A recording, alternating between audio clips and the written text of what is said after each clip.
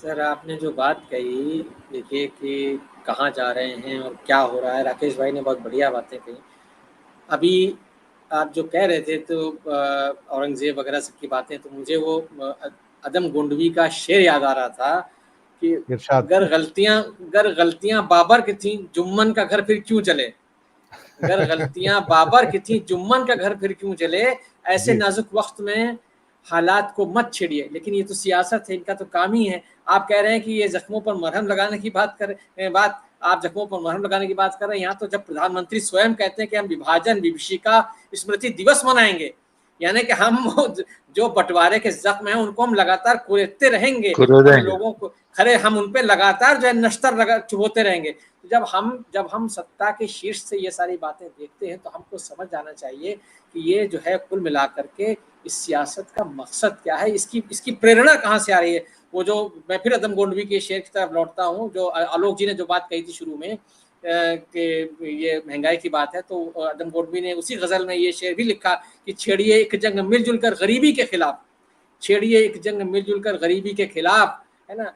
दोस्त मेरे मजहबी नगमात को मत छेड़िए। लेकिन ये तो सियासत है, इनको मजहबी नगमात ही गाने, इनकी पूरी सियासत इसी पर टिकी है। वो फिर कि मतलब कि फिर अदम गोंडवी का एक शेर और सुनाता हूँ आपको कि उसी गजल का कि हम में कोई हूण कोई शक कोई मंगोल है, क्या बात है। हम में क्या कोई बात है। हूण कोई शक कोई मंगोल है, दफन है जो बात उस बात को मत छेड़िए। लेकिन ये तो यही मत करना छोड़िए। चाहते हैं, ये बार बार यही करना चाहते हैं। आप देखिए, आप जो बात शुरू में हम लोग चूंकि ज्ञान वापी पर चर्चा हो रही है और अयोध्या का जिक्र आया, तो आपको याद होगा, आपने एक मंत्री का जिक्र किया, तो उन्होंने कहा कि भाई ये तो हमारे लिए डिग्निटी का मामला है, आस्था का मामला है।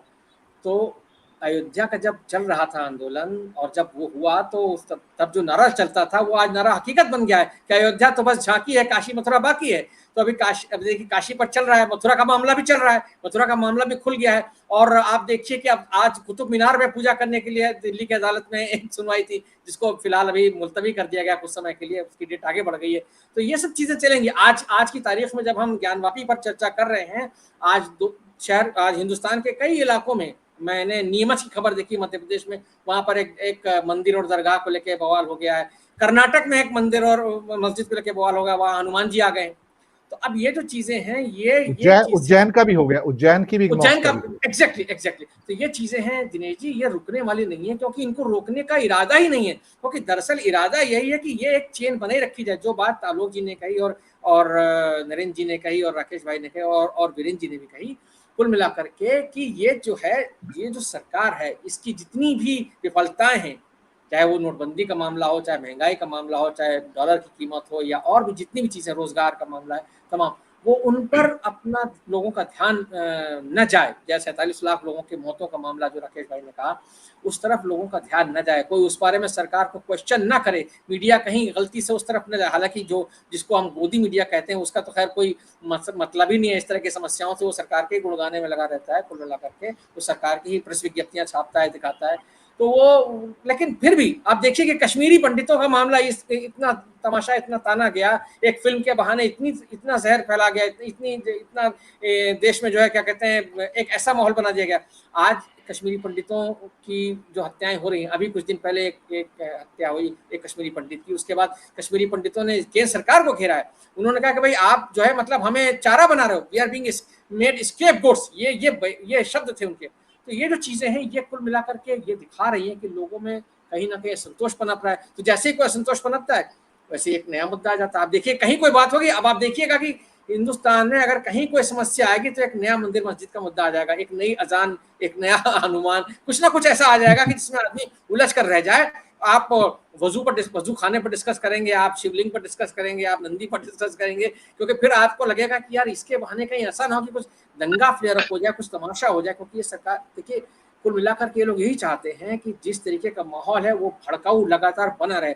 और मीडिया, दुर्भाग्य से इस देश का मीडिया जो है, अभी जो वर्तमान मीडिया है, वो पूरी तरह से एक जो विभाजनकारी राजनीति है, वो उसका एक वाहक बना हुआ है। और जिस तरीके की चर्चाएं, जिस तरीके की प्रोग्रामिंग, मैं लगातार इस पर लिखता हूँ, लगातार बोलता हूँ कि ये जो पूरा का पूरा मीडिया है, ये सिर्फ ये नहीं है कि सरकार की मतलब सरकार का समर्थन कर रहा है। उतने भर से बात अगर होती तो चलिए ठीक है, बहुत बहुत सारी बातें हम लोग टॉलरेट भी कर लेते हैं। लेकिन ये कुल मिलाकर के समाज को जिस तरीके से तोड़ने का काम कर रहा है, उस तोड़ने की जो राजनीति है उसका हथियार बन रहा है, वो बहुत खतरनाक है। तो कल से जो चूंकि हम लोग ज्ञानवापी के संदर्भ में बात कर रहे हैं और आज ज्ञानवापी पर सुप्रीम कोर्ट के फैसले का जिक्र आया, जिसमें सुप्रीम कोर्ट ने कहा है कि भाई वहाँ जो जो शिवलिंग का जो दावा है जिस जगह का, उस जगह को आप प्रोटेक्ट कीजिए, लेकिन साथ साथ में नमाजियों का जो नमाज अदा करने का हक है उसको भी जारी रखे रहने दीजिए, उसमें कोई रोक टोक नहीं आनी चाहिए। एक और डेवलपमेंट हुआ कि जो एक कमिश्नर साहब थे, कोर्ट कमिश्नर अजय मिश्रा, उनको हटा दिया गया। उनको हटाया इसीलिए गया, और वो हटाने का काम जो है वो डिस्ट्रिक्ट कोर्ट ने किया है, जो वाराणसी की कोर्ट जो जहाँ सुनवाई चल रही है, ये इसलिए हटाया गया उनको कि उन्होंने जो है कुछ बहुत सेंसिटिव इन्फॉर्मेशन जो कि सर्वे में आई थी, और चूंकि रिपोर्ट अभी सबमिट नहीं हुई थी, लेकिन उन्होंने वो इन्फॉर्मेशन जो है मीडिया में लीक कर दी। ये जो उनकी जो निहायत गैर जिम्मेदाराना हरकत थी, और ये जो चैनलों पर कल शाम से अचानक माहौल बदल गया कि साहब बाबा मिल गए, और तमाम तरह की जो एक उत्साही और उत्तेजनात्मक रिपोर्टिंग और प्रोग्रामिंग हमने देखी, चर्चाएं देखी, उससे जो है कुल मिलाकर के माहौल फ्लेयर अप होता है। उसको देखते हुए ये एक आप समझ सकते हैं कि किस तरीके का ये माहौल, किस तरीके का काम चल रहा है कि एक जिसको जिम्मेदारी सौंपी गई थी कोर्ट कमिश्नर, वो जो है ये न समझते हुए कि उसको चुपचाप रहना चाहिए, उसको मीडिया से इस तरह की बातें नहीं करनी चाहिए, सर्वे की जो फाइंडिंग्स हैं उनको अभी डिस्क्लोज नहीं करना चाहिए, उसने वो सारी बातें कही और अदालत को अंततः एक कड़ा निर्णय लेना पड़ा।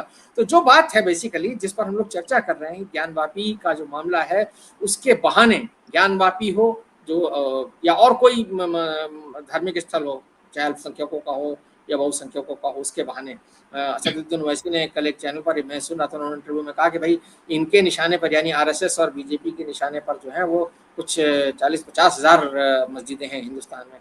तो अगर सब जगह इस तरह का तमाशा चलता रहा तो हम क्या होगा। तो अब आप कुल मिलाकर के सोचिए कि ये जो चीज़ चल रही है देश में, सांप्रदायिक राजनीति, उसकी चरम परिणति जो है वो कहाँ होगी, समाज को तोड़ने में और देश को तोड़ने में। क्योंकि ये जो देश की जो स्थितियां हैं, आप बहुत अच्छी बात कही कि हम श्रीलंका से बिल्कुल हम उसी रास्ते पर बढ़ रहे हैं। ये ठीक है कि हमारी इकोनॉमी और हमारा समाज जो है उतना उस तरह का नहीं है, हमारी राजनीति में भी थोड़ी बहुत, और हमारा मीडिया भी, जैसे हम लोग बात कर रहे हैं, कहीं ना कहीं हम उन चीज़ों को उठाते रहते हैं, इसलिए ये चीज़ें लगातार बनी रहती हैं, कुछ ना कुछ थोड़ा बहुत दबाव बना रहता है। लेकिन जो हालात हैं, उन हालात में वही बात आ जाती है कि साहब, जो मैंने कहा ना, शायर ने तो अपनी भूमिका निभा दी। आदम गोडवी ने कहा कि भाई आप उनको हिदायत दी कि भाई आप ये सब मत कीजिए, लेकिन दरअसल सियासत को वही सब करना है, क्योंकि वो तो उसका काम है कि मोहब्बत करने वालों में वो झगड़ा डाल देती है, सियासत दोस्ती की जड़ में मट्ठा डाल देती है। ये मुनव्वराना का शेर है। तो ये जो चीज़ है, ये कुल मिला करके जो समाज जहाँ जा रहा है ना सर, ये बहुत खतरनाक स्थिति में जा रहा है। और अगर मतलब ये सरकार तो क्या चेतेगी, खैर मीडिया क्या होगा, मुझे थोड़ी बहुत उम्मीद जो है वो जुडिशरी में दिखती है, थोड़ी बहुत उम्मीद जुडिशरी से दिखती है, वो भी हायर जुडिशरी से ज़्यादा दिखती है, सुप्रीम कोर्ट या हाई कोर्ट।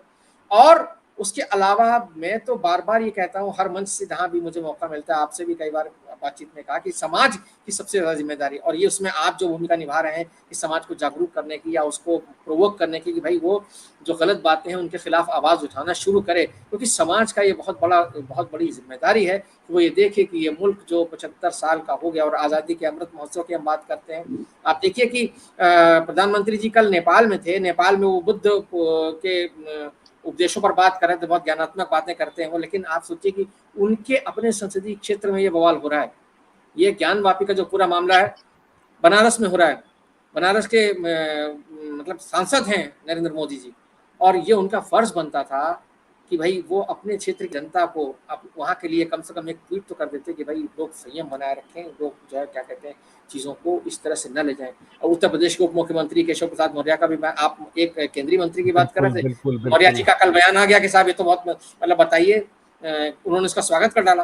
तो ये जो स्थितियां हैं ना, ये कुल मिलाकर के जो राजनीति है उसका इशारा देती है कि ये राजनीति अभी आने वाली, ये कहीं खत्म नहीं होने वाली है। 2024 का चुनाव जो है वो इसी तरह के मुद्दों पर लड़ा जाएगा, क्योंकि आप महंगाई की बात करेंगे, बेरोजगारी की बात करेंगे, कोरोना की बात करेंगे, या और रुपए के गिरने की बात करेंगे, या पेट्रोल की बात करेंगे, तो उसमें सरकार जो है उसके पास कुछ दिखाने के लिए है ही नहीं, वो नाकाम है।